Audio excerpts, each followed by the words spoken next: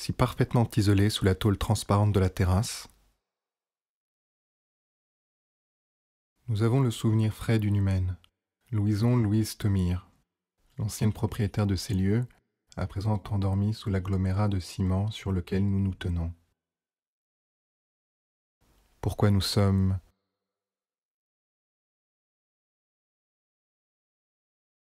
Ça s'est passé non loin de là,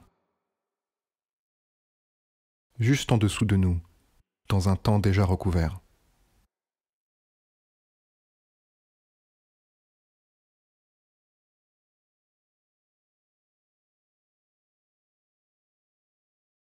Bientôt, on n'y verra plus rien.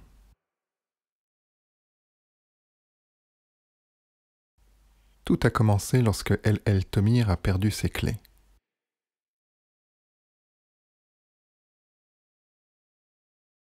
Un escalier montait.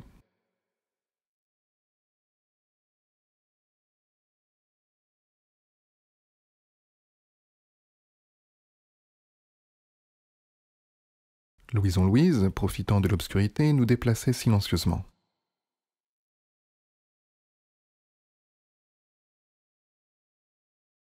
Mue par ses propres forces, les choses auraient pu continuer de cette manière indéfiniment. Un lent envahissement des vies des locataires. La disparition de leur mobilier, leurs portes entravées par nos feuillages, les chaises recouvertes de nos pots. C'est ainsi que le balai et les poteaux sont devenus des plantes. Nous projetions d'inclure les immeubles à notre démonstration, mais le temps nous a manqué. Qu'est-ce qu'elle peut faire? Changer la porte? Mais avant que toute autre pensée ne la traverse, elle comprend. Une lumière nouvelle luit dans ses yeux et les pores de son visage se resserrent au point de devenir invisibles. Elle pense aux équilibres précaires qui la séparent du chaos. Elle ne peut pas sortir.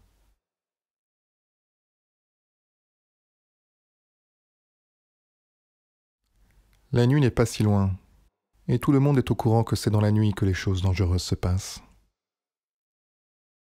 Mais si elle va sur la terrasse maintenant?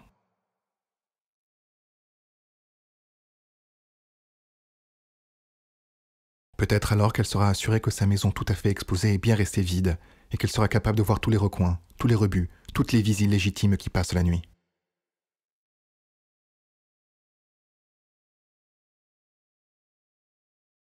Se contraindre à la chambre, au lit même, pour voir dans le salon et la salle de bain une possibilité de fuite. Ses pupilles se collent 2 mètres au-dessus d'elle.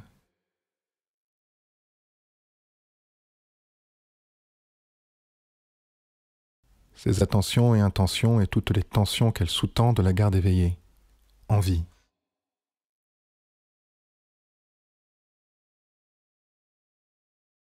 C'est pour l'instant les seules choses que nous faisons pousser.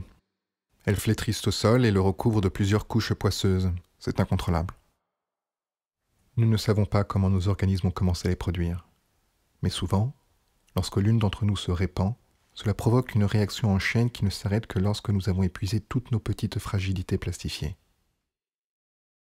Ces peaux qui ne savent pas faire forêt nous retiennent auprès de Madame Thomire.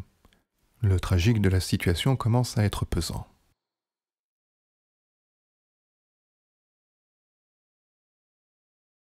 Tout devrait y être visible et pourtant les caméras sont aveuglées. Poursuiveuses sans chance, elles ne savent plus ce qu'elles pourchassent. Elle a passé 48 heures à élever des murs et à condamner portes, escaliers et fenêtres. Son crâne mou, palpitant faiblement, lui indique de rester sur ses gardes. Elle les aime bien. Ils lui font penser à ses bibelots. Ce sera bien ici. Qu'un bruit, un geste commence quelque chose. Que quelqu'un ne la laisse pas dormir. Sa porte a été remplacée et elle ne dort toujours pas. Nous comprenons qu'elle ne dormira jamais. Qu'est-ce qu'elle peut faire? Changer la porte? Mais avant que toute autre pensée ne la traverse, elle comprend. Une lumière nouvelle luit dans ses yeux et les pores de son visage se resserrent au point de devenir invisibles. Elle pense aux équilibres précaires qui la séparent du chaos. Elle ne peut pas sortir. Qu'est-ce qu'elle peut faire? changer la porte, mais avant que toute autre pensée ne la traverse, elle comprend. Une lumière nouvelle luit dans ses yeux et les pores de son visage se resserrent au point de devenir invisibles. Elle pense aux équilibres précaires qui la séparent du chaos. Elle ne peut pas sortir. Qu'est-ce qu'elle peut faire? Changer la porte? Mais avant que toute autre pensée ne la traverse, elle comprend. Une lumière nouvelle luit dans ses yeux et les pores de son visage se resserrent au point de devenir invisibles. Elle pense aux équilibres précaires qui la séparent du chaos.